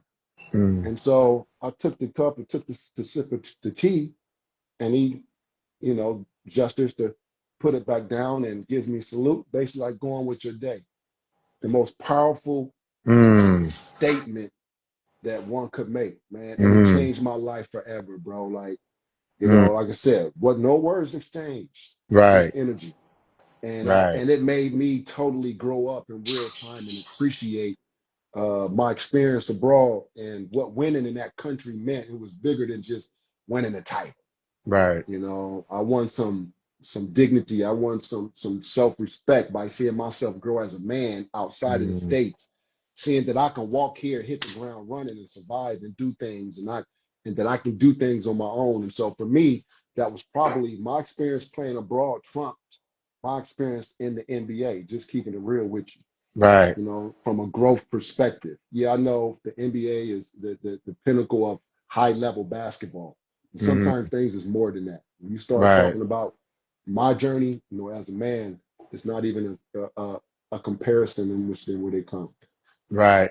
And I say that because when you look at Steph, who obviously, was a great player in the Steph, NBA, Steph, and then he went over to was it Beijing, I believe was it, bro? yeah, Yeah, And he became an icon, got a statue, got a museum out there. And then watching some of his interviews, he learned to appreciate like life and what it is to be in another country and playing basketball and how they appreciate basketball and the players that play the yes, sport of basketball, and it made him open up his mind more like, wow, like, I'm gonna say he didn't take the NBA for granted, but he just took life and how mm, people look at him playing basketball for granted, and it and had a newfound yes, life, yeah, and he found that in over there. And that's why I asked that question, because it's like, yeah, man, it doesn't compare to NBA championship, but you know it makes you appreciate yes, that more. yeah, yeah. You know. But you understand that it's more just the winning. There's several ways to win, and the winning. There's winning the game, there's winning the chip, and then there's around that opportunities for small wins with your Mm, experience and the things you picked up along the journey. Whether it's mm, winning the NBA title, whether it's winning abroad. And shout out to anybody that's won abroad, right. because it's hard. Because that means you had to go get on board with your team. They had to rock with you. Because, when you foreigner over and playing abroad, they expect you to come ready to roll. They ain't want none of that. Mm-hmm. You got to fit in and all that. You got to Mm-hmm. come in right away. And so you got to Mm-hmm. figure out what teammates, what foreigners, or what are locals, who the studs are, who rocking with me. What couple of these dudes I can rock with me, so I know how to tailor my game for us to go ahead and do what we got to do. So, Mm-hmm. but yeah, man, it's for anybody that's playing abroad. When you talk to them, man, they're gonna have incredible stories, man, because it's gonna open up a lot of things that we didn't know. And look, man, shout out to the NBA. Mm-hmm. I'm blessed to have played at a high level, but we, especially as young African Americans, we got to start looking above and beyond too. There's Right. other ways to make money. And life is about a platform. And Mm-hmm. there's other platforms. There's nothing bigger than the NBA. But if you're talking about just living a good life and creating and doing the things that you want and that matter, you know, the platform, NBA platform is not the only platform. You Right. got to know what you're doing. You got to be disciplined enough to go follow the grind every day. Don't Right. wait for the NBA to hand you something. You got to start with a vision, Mm-hmm. and that's what the Mamba mentality is about. The Mamba mentality ain't just scoring out 40 times. It's a methodical approach to your Mm-hmm. daily rituals that's going to keep you locked in and focused on your short and long term goals. Mm-hmm. Before we get into the thing, I just want to say if we cut off, we're going to Yep. come right back on because sometimes Yes. Instagram cuts it off. So I just want to put that out there. Bet. All right, go ahead, Yep. bro. So yeah, I mean, I wanted to ask about because we got through the list of topics, but I wanted to ask you about that infamous series with the Kings in '02. I wanted to get some insight on that Yeah. right there. I need to hear about that. Hey, man. Hey, the Kings were a formidable opponent and probably should have won the series. They were the team that were built, had all the pieces, to build the Lakers. It took some luck and some a shot at halftime maybe that was probably still in my hand to win it. But at the time there was no there was no shot clock era, bro. So I don't really hear no Mr. excuses about Instant all that. Replay. Yeah, facts. So yeah, my shot, two things I'm known for that's iconic that I bring to the NBA is the dress suit with the infamous hat. That white on That's white. it, with the Okay, white on yes. white, the Derby, baby, straight out of Louisville, Kentucky. Shout out to Louisville, Kentucky. Salute, Louisville. yeah, I'm they gonna kill me saying Louisville. But yeah, but that and obviously the shot against the Kings, and I think it was a couple more instances that year where I think BD might have had couple more shots that influenced the instant replay. But that was Mm-hmm. definitely one of those shots that had a huge impact. But but that's what it's all about, man. This is in the NBA. It's about magic moments. It's about Mm-hmm. the Kings had an opportunity to put us away. They were up huge at halftime. Mm-hmm. Uh, that shot I hit going into halftime. I mean, it Mm-hmm. was close enough to say it could have counted until you actually go back over it. But the energy we came out with the locker room, you know, that particular game, solidified it for us. And then the rest was history. We went back. The Kings were worn down. Mm-hmm. They had the opportunity to win it their place and missed several free throws that could have yeah, iced the deal. Multiple, I think Page, I think yeah, yeah, missed some huge free throws. I think Doug Christie might have yeah. missed some huge free throws. Yep. But Made an air uh ball. Yeah, yeah, so the opportunities was there. What could they have beat us? Absolutely. Was that shot I made the deciding Silent factor? factor. Look, Mm-hmm. no, look. First of all, you was up like 15 points at halftime. Like it's things of that nature where you gotta. There's a lot of things that go within the game that shouldn't allow it to come down to the single shot. By the way, Vladi tips the ball out. Vladi don't tip the ball. Vladi want to Oh. tip the ball out to Robert Ory. Mm-hmm. So I mean, yeah, it was luck when you say the storyline and certain things meant to happen. I mean, my shot at halftime, uh, to think that Shaq don't get a hand on that, nobody gets a hand on that. Only person who gets a hand on that is Vladi, and he does what he thinks is smart, which is to get it away from Tap. Shaq. Right. Yeah, get away from big fella. And Right. so, but who's standing there at the top of the key? Robert Big Horry, shot, Rob. right in, Big Shot Bob, right in stride, and damn, I mean the rest is history, man. And you couldn't have wrote a, like I said, you couldn't have wrote a better storyline, in that regard. But for me, I'll be honest, I got nothing but the huge respect for Vladi Divac. Vladi Divac was probably my toughest cover ever, other Mm, than like a Rasheed Wallace and thing. Vladi Divac was a hell of a cover. A mm. hell, he was stronger Crafty. than what people craft. Mm-hmm. He spin off of you, lean on you. What no guy was gonna bang. It was lean, knew how to spin, played on balance, had all kind of scoop and flip shots, things that was just Yep. Yep. unorthodox. Yep. Yeah, knew how to move, low key, sneaky dunk on you. Off the one. I know he caught me once, and just with a high IQ. And the thing Mm-hmm. about it was playing alongside Weber is what made Weber even more dangerous. Mm, It was not just Weber by itself, it was Weber with Vladi really made you dangerous because now Vladi might pass the ball up under him. He knew how to pass the ball at different angles. Now Weber can seal the way he want it. Vladi gonna get it the ball wherever you want it at. And mm-hmm. so he gonna take advantage of if I want to come around this end, Vladi knew how to throw it over there and get me off balance. And it was like when you playing with players like that, it makes an already great player that much more dangerous. And so, Mm-hmm. um, but then you had, Mike. Shout out to Mike Bibby. Mike Bibby was a Mike Yeah, bully. Bibby. Yep. he Mike was balling that Bibby series for single sure. handed. Mm-hmm. Mike was a bully that series, and we Mm-hmm. ain't had no answer for him. I mean, we Mm. tried everything. We had no answer for him, and so uh, it, like you said, Now Derek it Fisher came plays down some to D. and defense usually defense is we call it it's the bulldog. Defense usually he played D, but Mike Bibby was just special. You know what I'm Cooking. saying? And cooking. And high IQ. Obviously, we know who his dad is. High IQ basketball player. So, rightfully so. They had the perfect mix.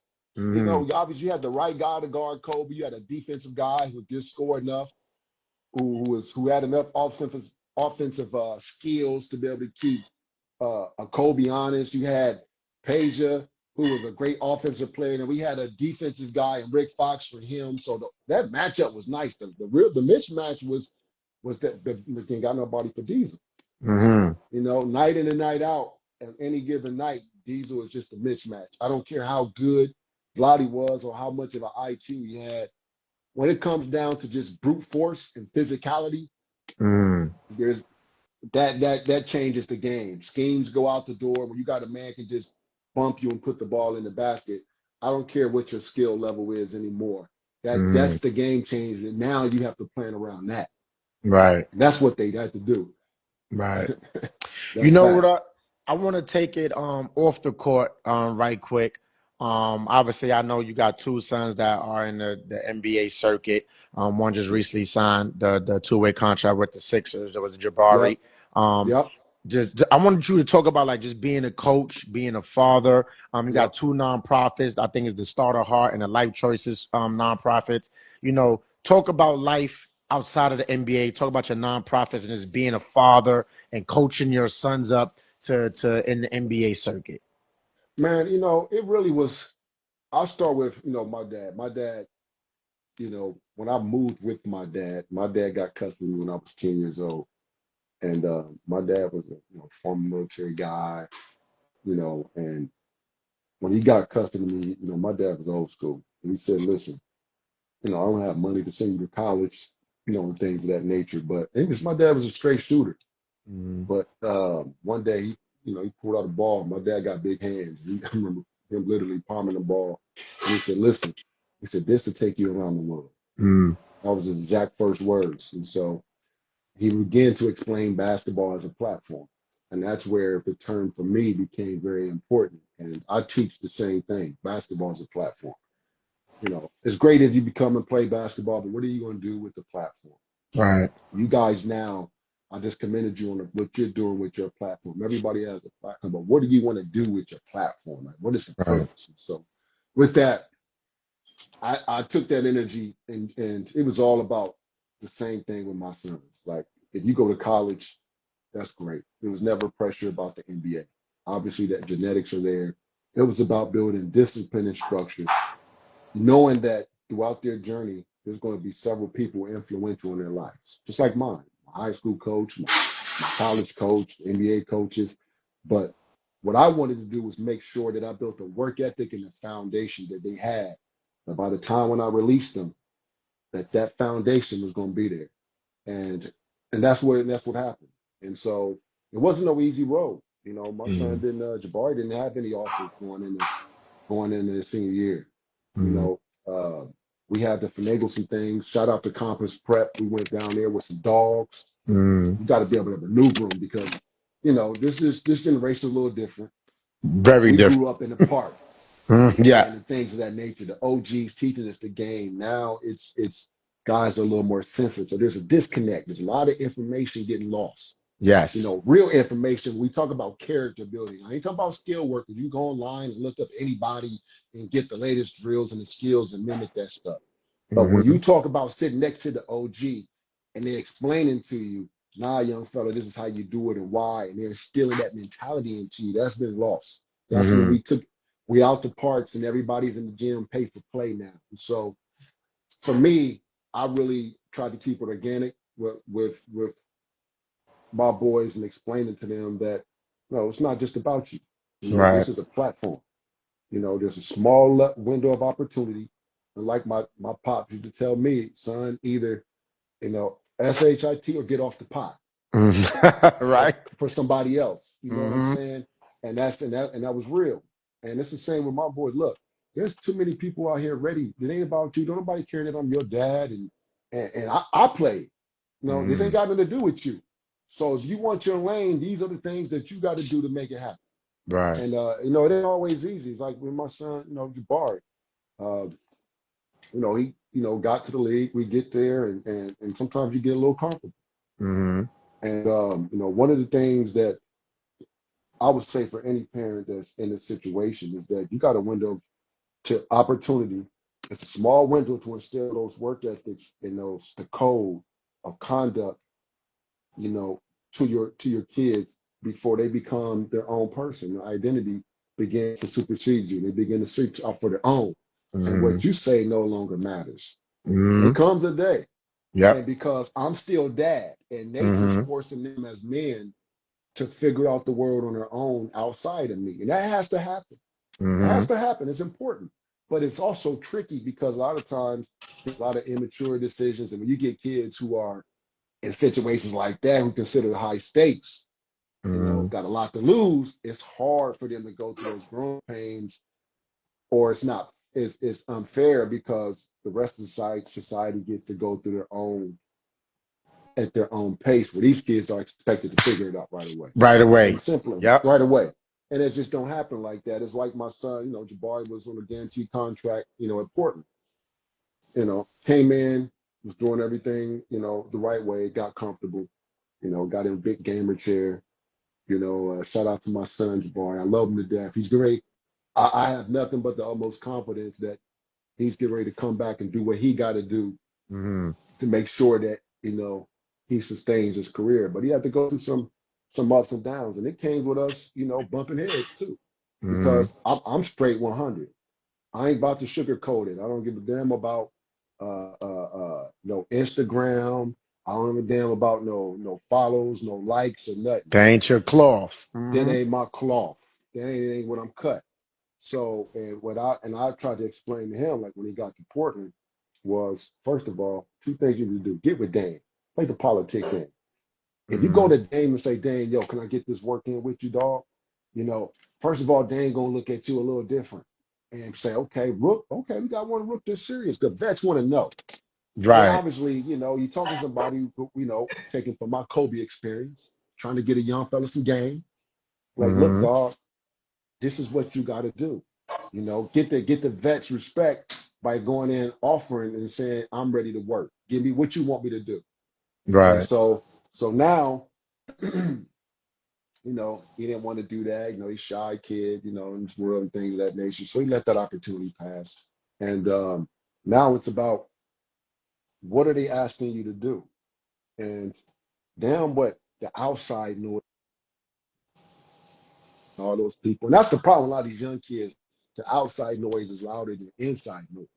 I know Mm. cats who's getting cut because they tripping with the team because the team is asking them to play this role, but people on the outside telling them, oh man, they playing you. They doing this, Right. they doing that. You should be doing this. I hear it all the time. Yep. All the time. And Yep. guys listen to that as opposed to listen to the people that saying, hey, no, I know what you can do, dog. Yeah, you can do all these things, but I need you to play this role. I Right. just need you to come in and drop some dimes. If you want this money, this is what I need you to do. But for Mm. some guys, it's like you asking me to lose my identity, drop my I'm asking you to be professional. Be And we all had professional. to do Yep. that. You talk about it, I could score, dog. When I came in at number 9, you think I didn't score? I had the Mm-hmm. first triple double in Louisville history. When I got in the league, I was role playing. It's that simple. Do you Mm-hmm. want to play or not? Right. Yeah, there's opportunities to probably elevate yourself or whatever how you see yourself within the league, but you got to figure out when you get there first. How you gonna stay? Mm-hmm. And that's what a lot of us fail. We struggle with identity crisis, and so with him in particular, one time I got a phone call from it. He's very fortunate that I've had this connection, with the NBA. And I got a phone call one day with the Trail Blazers that, he was lollygagging around. And Mm. so I brought it to him and straightforward. Obviously, him going into his manhood, finding his own thing now, his identity, he ain't like it as much. And obviously, I wasn't turning around with that. And so with that, I said, listen, you need to find out on your own. And Right. so it's time for you to find out. Like I'm through, going back and forth and butt heads. It ain't about trying to convince you what you need to do. Like Mm-hmm. nature gonna force you to understand. Like it Mm-hmm. ain't about that. And then sometimes as dad, you gotta let nature take its course. Mm-hmm. And so for a year, I was hands off, and I had to let him bump his head. And so what happened was, he was grinding and doing the things he needed to do. And so sometimes that setback now a little bit of two-way because you came in, as the second to last pick, and they gave you a good deal being the second to last pick. You wasn't even on two-way. You Mm. know what I mean? So now you should be gracious to Yep. have a Yep. multi-year pick. And so now all you got to do is grind. You should be showing Portland, thank you. I'm ready to grind. Thank you for believing in me. I will not let y'all down. And Right. so, but this area is a lot of in history going back to the players today.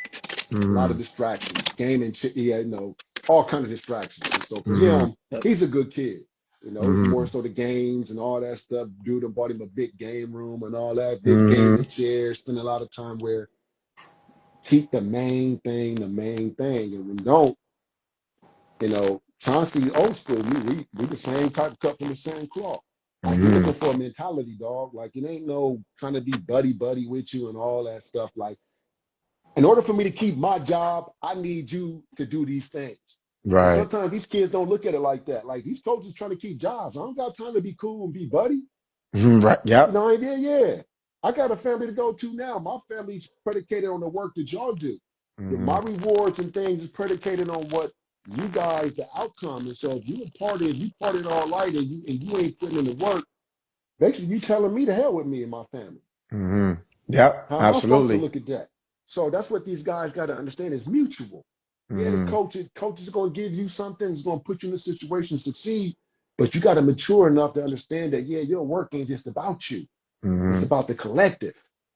And Mm-hmm. this is what is hard for young kids to understand at this point and why you've seen a lot of kids last 1 to 2 years, 2 or 3 years, then they fizzle out because Mm-hmm. the grind ain't there. They don't understand that you got to play politics.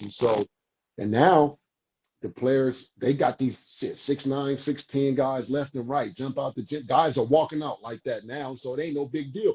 Back in the day, there was a period of time where, oh, he's 6'9", they can dribble. Now, if you Mm-hmm. 6'9" and can't dribble, you don't even stand a chance. Absolutely. Yep. Or So, can't shoot. You ain't stand a okay, chance. yeah. So Mm-hmm. that whole thing is don't come in with that mentality like you different now. Now, what Mm-hmm. else you gonna do? You better be able to rebound. You better do some little things that's gonna keep you on the court. That's gonna separate you from the other things. And that's what he did his second year, and he got the burn. Chance, Mm-hmm. okay. Per Yeah. 15-minute played, he was like top 15 in the top 5 in the league. Per Mm-hmm. 15-minute played, rebounds and scoring, I think. So he had found Got his it. little window. Got it, Mm-hmm. right? Little window. He had made his impact. No, Mm-hmm. not being a star, but it was recognized by the coaches and the staff that this kid, okay, can impact basketball. And Mm-hmm. that's what these kids need to understand. Stop trying to be here, the star, live vicariously through the other guy on your team that got it, maybe got it a little more leeway than you do. Well, he Mm-hmm. earned that. You can't live vicariously through that. You got to ask yourself, what is my role? What is my identity? What is the franchise asking of me? And let me get that so I can be the best product on the floor of what I do so I can keep myself a job. Absolutely. Absolutely. Yep. Go ahead, bro. So yeah, so another thing I want to know too, like, what was your favorite? What, in your opinion, in the NBA, your favorite stop? Like, out of all the teams you've been on, what was your favorite? Your favorite stop? Ooh-wee. Like, I've been in some good cities. Dallas was good. Shout out to Dallas. Uh, I've been out there. Dallas is Shout out lit. to D-Town. I'm gonna keep it real Yeah. with y'all. D-Town is top. Ooh, that's tough. Got Miami, LA, and Dallas is my top three. Mm. Yeah, you I don't know. It's hard, yo. Then I ended my career a little bit in DC. DC chocolates. Hey, it's you know that which was a one you cold picked. The other stop. city's gonna be mad at you, right? They'll be like, "Oh, DC." I mean, I'm gonna keep it funky with you. So I'm gonna do it. I'm gonna keep it real. So if you want to put it in order. If you got South Beach is his own entity, ain't nothing messing with South Beach. Nah. Forget Miami. I'm talking about South Beach, Miami. South Beach. If you're South Beach and South Beach, and you got Miami, then you got the other. You can go from there. Mm-hmm. So as it pertains to entertainment, kicking it, you can get in off the plane at 2 a.m. and go to South Beach and get it cracking. Mm. And clubs don't close at like 6, 5 in Damn. the morning. So, and I'm talking about you can really get it in. And so if that's your style, as far as, kicking it, we keeping it real, you know, Yeah. um, it's South Beach number one. I'm going LA number two. LA is diversity, what it brings, to Mm-hmm. the table. Mm-hmm. LA is diverse. You can do it all in LA. And then 2 hours here, you can go skiing. 2 hours in this direction, you could be swimming and hang gliding. So the Mm-hmm. amenities that come along with LA and like Miami is like no other. Mm-hmm. And then obviously you got, Atlanta and DC, just shout out to them. You can kind of put Mm-hmm. those two in their category because, the right people in those cities ain't nothing like it. Ain't nothing like ATL Especially the and club scene DC. in ATL. Oh man, facts. I mean, Especially the so club scene. yeah, that's Don't that's indict yourself without indicting yourself. yeah, that get so whoo-wee. But yeah, all those cities, ATL, uh, Dallas, DC, Miami, LA, with obviously South Beach being number one. All Mm-hmm. those cities. But I'm gonna keep it real with you though. You gotta. Hey, I've been to Utah and had a blast.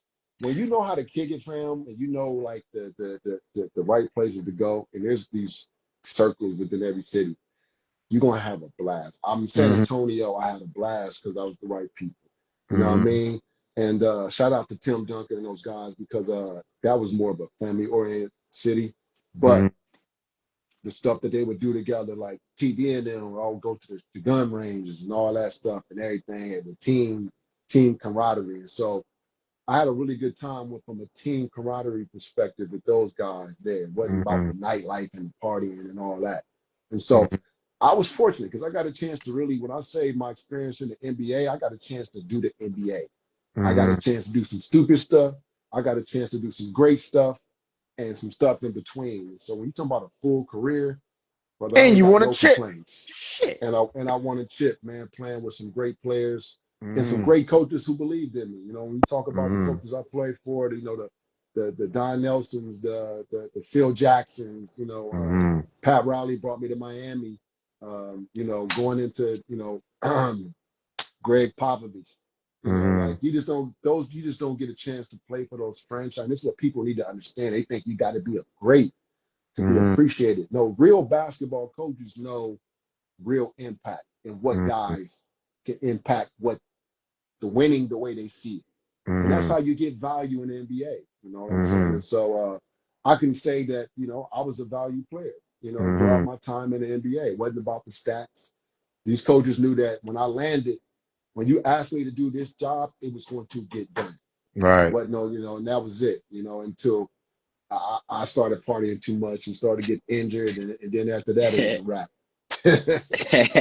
It was a wrap after that. So, but no, when you say a full-fledged career, it encompasses all of those things. And it's a Mm-hmm. totality of experiences, man, that I love sharing and giving back to the next generation. 'Cause that's what it's all about. It ain't about coming on here trying to make it sound like I'm better than what I was, trying to Right. change the narrative. It's Right. trying to give you guys who are willing to take your time and go deep inside our careers and give us the opportunity to, to talk about it, to Mm-hmm. give the real, the good. Right. So that way you guys can go on and take it to the next level. It's all Right. about making the next generation better. If we ain't doing that, we ain't did our part. Being do our part. Right. Simple as that. And on a final note, I want to, rest in peace to the Mamba. Yeah. He's back there. I just want to know, how did his passing like affect you in any way, Mm, shape, or form? And what was your mm, best unsung memory that nobody has told that you can tell that embodies what Kobe Bryant was as a human being? man, first of all, I mean, rest in peace to the Mamba, but I mean, I couldn't believe it when I heard the story, number one. When Mm, I heard it, like stuff like that don't happen. Like you've never heard about that happening in NBA, NBA history. And mm, so I thought it was fake. I got upset when I first heard it because I thought it was, people was using social media, blowing it up until I actually found out. And then I was still, again, I was bewildered because I'm like, this is Kobe. right. Um, but my, obviously my fondest memories was honestly was crazy because it was one in which I got injured that Mm, I found out that he was practicing 3 times a day. It was through my injury that I came in early, to get treatment. mm, And Kobe's there icing down day one. He's already icing down. Now, mind you, I'm coming in. We practice at 11, so I got to get there at 8, so I can go through the treatment and everything like that. Kobe already icing down. So I don't think nothing about it. He's sitting there at the edge of the training table watching film, looking up. TV was in the corner, so he's looking up at the TV with the remote, and I can see he's watching, pick and roll action, just play like that. So I'm thinking nothing of it. And he was quiet, so really didn't speak. I'll sit there and get treatment. So day two come, he's sitting at the edge of the same table, sitting there watching, icing down. So I'm looking, I'm like, I know this dude. This is the same damn area that he was looking at the day before. It's the same mm, clip. So I asked him, like, yo, bro, like, what are you looking at? And he told me that's where he was playing the what if game. The what if game. Like he was looking at this. Obviously, the clip was the player was coming off and he was performing his action. But he said, I need to know what if he did this or what if he did that. So he mm, was stopping the clip, slowing it down, using his man. imagination Mm, to play the what if game. And mm, what that taught me, man, was several things that, especially as I went on to continue to read and understand like psychology and psychiatry, it all began to tie in how far Kobe was ahead of us mentally. And so day three comes, or yeah, I'm asking him, you know, what you doing? Why, what you ice it down? He was saying he was, practicing, before practice. I'm like, bro, you practice before we practice? Yeah, he get his practice in where I had not described what he do 3 times a day. mm, And so I came on the next day I came early. I wanted to see what he was doing. And so I get there early. Kobe's on the court and he's rolling the ball out. And mind you, doing a triangle offense, there's several spots in the court that he actually go. You got the high post, both high posts, we call it pitch post, and you got the mid post. obviously same place where Jordan played, Mm-hmm. within the triangle. And so he was out there for 10 minutes, didn't take a single shot.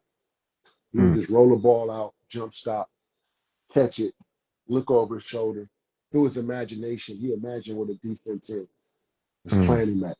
Outside reverse pivot, inside reverse pivot, inside reverse pivot, shot fake, outside reverse pivot, shot fake, step through. He was doing that for 10 minutes without no shot, just going out Mm-hmm. there, boom, boom, living out where the defense was coming from. If the defense was coming from the top, he'd fade over his left shoulder in his mind. Defense coming from the bottom, he'd get to the middle, up and under, catch and everything. I'm just sitting there looking at this dude go through his mind and imagination and all this stuff. And the crazy part about it was, it wasn't until a few years later where I was watching the documentary where they were actually talking about runners in their mind, making the mind connection with the physical acts in sports. And they had some runners, and they had the runners just basically sitting in these chairs, and they put electrodes up to their head, and they asked the runners to run the race in their mind. Just imagine yourself running the race in your mind. And what it did was, on the computer, these electrodes went lighting up. Wherever they had the electrodes, like on their muscles were firing. They had the Mm-hmm. electrodes on their muscles, and the muscles they would use in that particular race that they ran, I think it was a 100-meter dash. And so, and it showed that even though they weren't physically moving, that in their mind, the muscles was firing because the muscle mind connection was real. Mm-hmm. And so, and like I said, this was years later. I saw this documentary, and I'm like, it makes sense. That's That yep. whole, this dude was light years ahead of us, dog. And that was a full practice. Mm. All practice wasn't just running up and down, shooting and all that. See, in practice, he would do conditioning. One practice, it was conditioning, whether it was weights and conditioning, and then, or it's just shooting ball, whatever. And then he had his practice where it was strictly detail. Mm. Details. Let me go through my imagination. And a lot of stuff that y'all seen him do when he fade out of bounds when the defense coming, it looked like he had done that before. Well, he did. He did all that stuff in his mind. In A his lot of the stuff mind. in his mind. Like there wasn't no, you can't recreate those plays and practice and all that. You don't learn that. That was Mm-mm. imagination. And then when you think about it, it was like, damn, what did we do as kids? Mm-hmm. What made us so powerful as kids when we put our favorite players tape in, we could taste that stuff. Like we went out and Mm-hmm. spent all day out there imagining our minds what Jordan was doing to fade away, how that fade away looked, the type of English he put on it, or when you was going up and under, going up, doing the up and unders and all that. That came with our imagination. You know Yep. what I'm saying? And so it only makes sense that Kobe never forgot about that Yep. kid-like mentality that he brought and was able to use as a tool to outdo all of us. Mm. You know what I'm saying? Where a lot of us let all kind of stuff get in our head, and he never let that fundamental essence of being a kid, that love for the game. That's what made it when it got born for us to be monotonous and practice and doing that.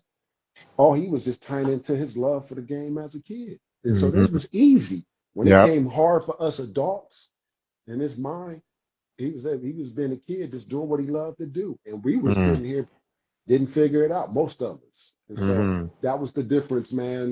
That was my one of my major Kobe stories. And the last one is last but not least, Shaq. One day we get to Dallas. Shaq throwing a party. We got a big party going on. And so Shaq tell everybody, look, man, throw your bags down. We got the limo waiting outside. So sure enough, everybody do just that. We got halfway. We got in the limo. I'm talking about 3 blocks. We get up, met a stoplight. I look over to my left outside. I see it's a fitness center. And within that fitness center, you obviously got the big windows. And I'm looking over and I'm seeing Kobe and his trainer. You can see clear as day. He got 2 plates on both sides with chains hanging off of it. This is Dang. night before the game. He in there, huh?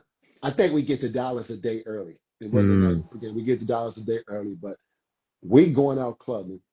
We going out to party, and this dude is literally in the gym, 2 plates. chains hanging off the side, squatting and getting in. I see his trainer behind him, making sure that I'm just like, wow. And it's Mm, funny that I saw that and I had to see that, man. It was a testament to, again, to my growth. You know, shout out to Kobe. Thankful for being who he is, mm-hmm, because, you know, as a man, I'm honored to say that I learned a lot, you know, from him, from this guy who was, you know, a couple years, some years younger than, you know, I was. mm-hmm, And as a man, out of respect, honored to say that, you know, to mm-hmm, watch this guy walk the line that he did and mm-hmm, allowed us to learn from his essence, his mm-hmm. mentality. And my kids today benefit because I got a chance to play with one of the greatest, and I Yep. got a chance to see the line, the levels to this, where it can go. I seen it Mm-hmm. with my own eyes. And so I'm grateful and thankful, and I'm very humble to have the opportunity, man, to play alongside, you know, such greatness. Listen, man, let's round of applause, man. Yeah. Yes, This sir. is probably our Appreciate longest, it. bro. This was our longest conversation to date, Appreciate it. like episode 23, Yeah. man. Thank you. Thank you. Mr. Yes, So, sir. man, Samaki Walker, man, ladies and gentlemen, thank you once again, man, for being who you are. Thank you for the stories. Just thank you for coming on this Absolutely. platform and allowing us to have this, healthy conversation with you and just talk, man. Like, we really Yes, sir. appreciate it, man. Thank you. Definitely. Salute No, to you. Definitely. Thank you. appreciate what you guys are doing, man. Like I said, I done my research and seen that you guys, the way you doing it, man. I hope you guys land more of guys who willing to come in and sit down with you guys, man, because you guys are doing it organically. Shout out to y'all. You know, keep doing what you're doing. I have no doubt that a year's time we look back, y'all got all the followers and getting all the people on your show that y'all want, man, because Hmm. y'all going about it the right way. And anything I can do, I'm all in, fam. Thank you, man. Thank you. Yes, Man, Thank you. sir. listen, Appreciate man, you. it's You know episode it. 23, man. Samaki Walker, it's your boy, Let's C.O. go. McLean. It's your boy Melly Mel, man. Yes, sir. 23. Out. Salute. Peace out. All right, man. Peace. Thank Yes, you. sir. Peace. My man.